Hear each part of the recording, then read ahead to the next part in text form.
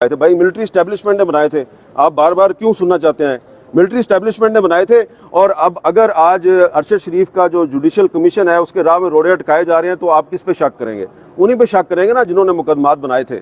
तो इसलिए अगर वो समझते हैं कि हामिद मीर जो है वो हमारा गलत नाम लेता है तो मुझे गलत साबित करें और जुडिशल कमीशन के क्याम के लिए यस कर दें आप। कोई ना कोई तो है जो कि अरशद शरीफ साहब के कत्ल के मुकदमे की जो इंक्वायरी और जुडिशल कमीशन का क़याम है उसके रास्ते में रुकावट डाल रहा है।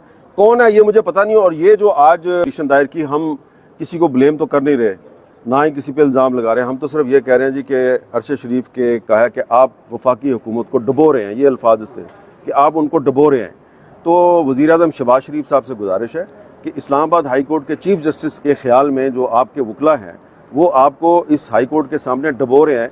मेहरबानी करें। देखें जी, हमारा जो मकसद है वो सिर्फ ये है कि अरशद शरीफ साहब जो हैं उनकी शहादत को तकरीबन 2 साल मुकम्मल होने वाले हैं और उस पर सुप्रीम कोर्ट ने भी सो मोटो एक्शन लिया था।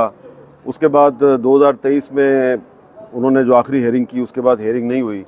तो फिर जब काफ़ी अरसा गुजर गया तो फिर हमने इस्लामाबाद हाई कोर्ट में पिटीशन दायर की। हम किसी को ब्लेम तो कर नहीं रहे, ना ही किसी पे इल्ज़ाम लगा रहे हैं। हम तो सिर्फ ये कह रहे हैं जी कि अरशद शरीफ के कत्ल की इंक्वायरी के लिए एक जुडिशल कमीशन बनाया जाए।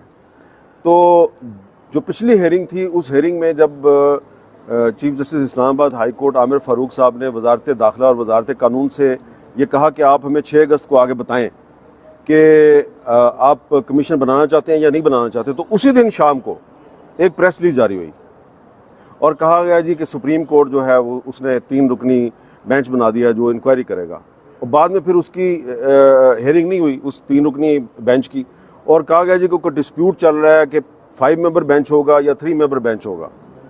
तो अब आज जो है जो हेयरिंग हुई तो उसमें हुकूमत की तरफ से जो नया मौक़िफ़ इख्तियार किया गया वो ये है जी, ये हमारी पटिशन जो है वो मेंटेनेबल ही नहीं है, इसलिए कि मामला जो है वो सुप्रीम कोर्ट में पेंडिंग है। तो उस पर बैरिस्टर शुएब रज़ाक साहब ने अपने आर्गूमेंट दिए कि वहाँ पे जो है वो जुडिशल कमीशन का मामला पेंडिंग में नहीं है, वहाँ पे इन्वेस्टिगेशन है और हम तो जुडिशल कमीशन की फॉर्मेशन मांग रहे हैं।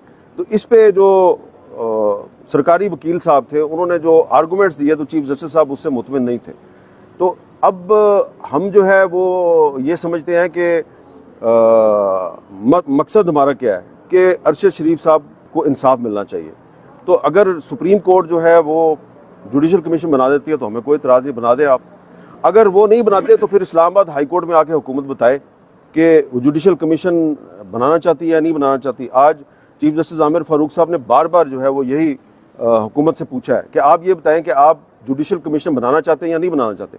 पिछली हेयरिंग में उन्होंने हुकूमत से कहा था कि प्रेपरेशन करके आए, पूछ के आए, लेकिन आज हुकूमत ने उनको इस बारे में कोई जवाब नहीं दिया, बल्कि उल्टा ये कहा कि पिटीशन ही मेंटेनेबल नहीं है। तो जो हुकूमत का एटीट्यूड था आज और इससे पिछली हेयरिंग में, उससे ये लगता है कि वो अरशद शरीफ साहब के मर्डर की इंक्वायरी के लिए जुडिशल कमीशन बनाने में इंटरेस्टेड नहीं है।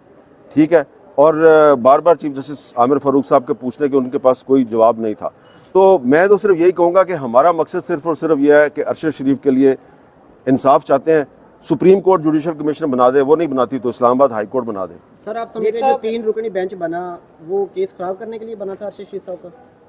देखिए, मुझे इस बात का नहीं पता, लेकिन ये एक अजीब इत्तेफाक है कि जिस दिन इस्लामाबाद हाई कोर्ट के चीफ जस्टिस साहब जो हैं वो हुकूमत से ये कहते हैं कि आप हमें अगली हेयरिंग पे आगे ये बताएं कि आप जुडिशल कमीशन बनाना चाहते हैं या नहीं बनाना चाहते, तो उसी शाम को जो एक ख़बर जारी होती है कि जी 3 मेंबर बेंच जो है सुप्रीम कोर्ट का वो हेयरिंग करेगा। और फिर हेयरिंग जो जब होती है तो कहा जाता है नहीं वो 5 मेंबर बेंच ने करनी थी। तो ऐसा लग रहा है हमें कि दानिस्ता या ना दानिस्ता तौर पे कोई ना कोई तो है जो कि अरशद शरीफ साहब के कत्ल के मुकदमे की जो इंक्वायरी और जुडिशल कमीशन का क़याम है उसके रास्ते में रुकावट डाल रहा है। कौन है ये मुझे पता नहीं। और ये जो आज जस्टिस आमिर फ़ारूक साहब बार बार पूछ रहे थे हुकूमत से कि आप जुडिशल कमीशन क्यों नहीं बनाना चाहते। आप देखें ना कि मैं सख्त लफ्ज़ नहीं इस्तेमाल करना चाहता कि जब जस्टिस आमिर फ़ारूक साहब ने हुकूमत के वकील से ये कहा कि पिछली हेयरिंग पे ये बताया गया कि जी 2024 में 7 सहाफ़ी जो हैं उनको कत्ल किया जा चुका है, तो अगर हुकूमत कमीशन बना लेती है तो कम से कम ये मामला तो तय हो जाएगा। तो हुकूमत के वकील ने कहा जी हमने चेक किया है, हमें इस बारे में कुछ कंफर्मेशन नहीं हुई कि ये बंदे जो फिगर बताई गई थी ये सही है या गलत है।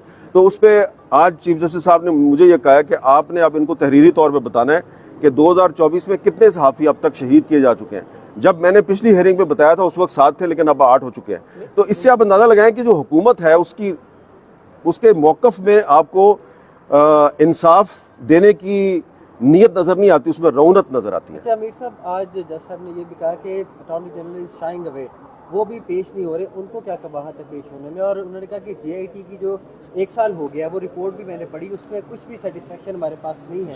तो अब आप क्या कहना चाहेंगे कि अटॉर्नी जनरल भी नहीं पेश? To cut the story short, हमारा मकसद ये है कि अरशद शरीफ के कत्ल की तहकीकात के लिए एक इंक्वायरी कमीशन बनना चाहिए। ये हमारा सिंपल सा एक मुतालबा है जो हमने इस्लामाबाद हाई कोर्ट में अपनी पिटीशन में रखा हुआ है।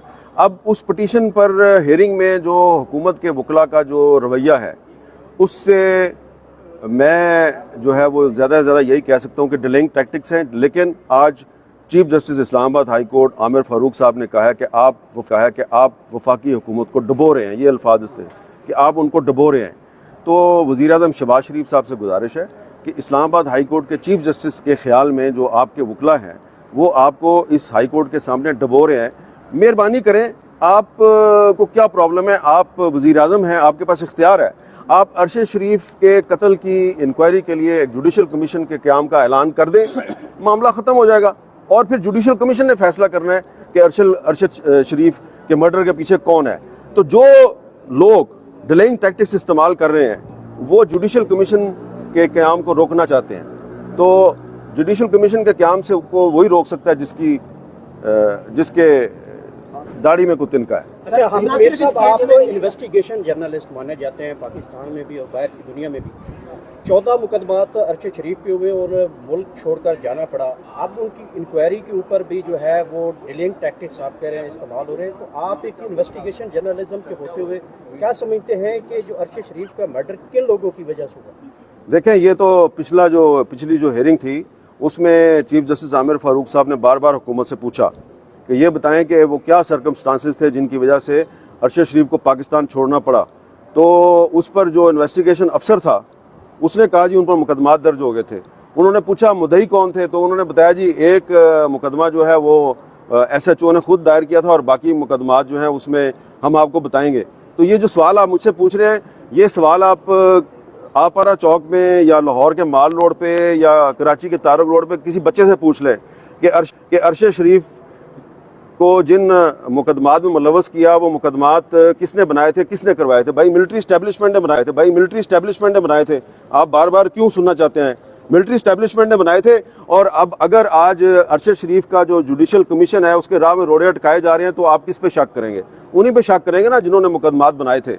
तो इसलिए अगर वो समझते हैं कि हामिद मीर जो है वो हमारा गलत नाम लेता है तो मुझे गलत साबित करें और जुडिशल कमीशन के क़याम के लिए यस कर दें। आप सर हुकूमती रवैये की आपने बात की, ना सिर्फ इस केस में बल्कि ओवरऑल जो हुकूमती रवैया है, क्या आप देखते हैं कि हालात बांग्लादेश की तरफ जा रहे हैं? आपकी बहुत स्टडी है इस पर। भाई फिलहाल मेरा मसला ये है कि अरशद शरीफ का जो मर्डर है उसकी इंक्वायरी के लिए एक जुडिशल कमीशन बनना चाहिए और हुकूमत से गुजारिश कर रहे हैं कि अगर आप ये समझते हैं कि अरशद शरीफ के कत्ल में आपका या आपके सरपरस्तों का या फैसिलिटेटर्स का कोई किरदार नहीं है तो जुडिशल कमीशन बनाने का ऐलान करें बस।